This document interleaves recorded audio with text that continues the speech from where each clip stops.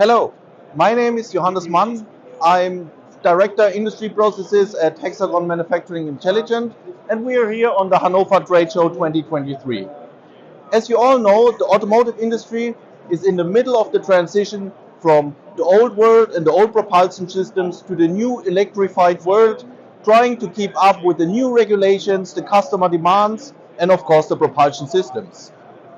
What adds up to the situation is the increasing lack of skilled workforce, which can quickly affect industry processes like quality control or inspection.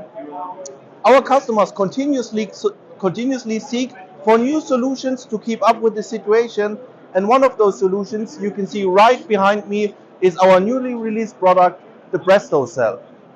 The beauty of this PRESTO cell is you can plan offline in our robotic automation software and then execute the inspection in the dedicated hardware, which is combining Hexagon solutions from Leica TU system, for example, the tracker and the laser scanner, combined with the already mentioned software robotic automation.